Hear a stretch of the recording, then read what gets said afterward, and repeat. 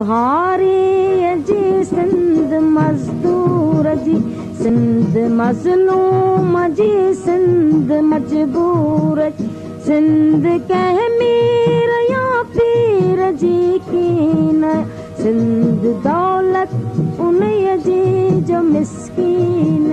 समूरी हयाती हारिन जे हक़नि लाइ जदोजहद कंदड़ अॻवान बाबा सिंध कामरेड हैदरबग जतोई जी 55वीं वरसी हैदराबाद में मल्हाई वई। वरसी तकरीब खे सियासी समाजी शख़्सियतुनि क़ौमपरस्त अॻवाननि दानिशवरनि अदीबनि वकीलनि ऐं साञा ऐवंदनि शिरकत करे ख़िताब कयो। अॻवाननि बाबा सिंध कामरेड हैदरबग जतोई खे भरपूर लफ़्ज़नि जी भेटा पेश कई। बाबा सिंध हैदरबग जतोई गरीब खानदान में पैदा थी करे बादशाह ताईं पहुतो जे दबन में वञी बस में वञी पंफलेट विराया ऐं हारनि खे तबकाती शऊर ॾिनो।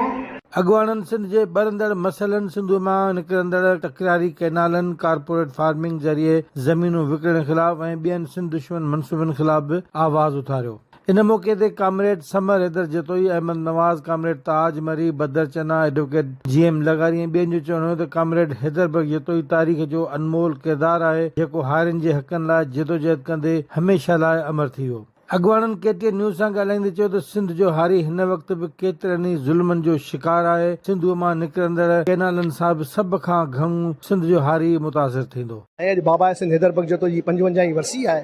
सिंध जी सूरत हाल ॾाढी गंभीर आहे। 6 कैनाल जेके ठाहिया पिया वञनि उन्हनि जे लाइ ऐलान कयो वियो आहे त हाणे सिंध हारी कमेटी रोडनि रस्तनि ते ईंदी हारी गॾु करे तहरीक हलाइबी सिंध में। हैदरबग जतोई खे जेका त ॾिसजे थो त उनखे इहो ॾिसणो पवंदो त हैदरबग जतोई हिकु ई वक़्त ते हारिन जो जेको आहे सो अॻाण हुयो। उन बटई हारी तहरीक कामयाब कराई, उन टेनेंसी एक्ट करायो।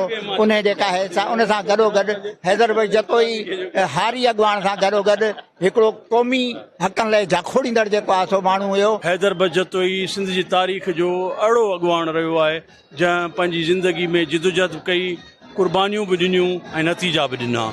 हू को रवायती सियासतदान कोन हो, पर हू पोरिया तबिके मज़दूरनि ऐं हारियुनि जो लीडर हुयो। हिकिड़ो अहिड़ो करेक्टर हो जिन जे लाइ जेको आहे मूं वटि लफ़्ज़ न आहिनि जो उनखे मां भेटा पेश करे सघां।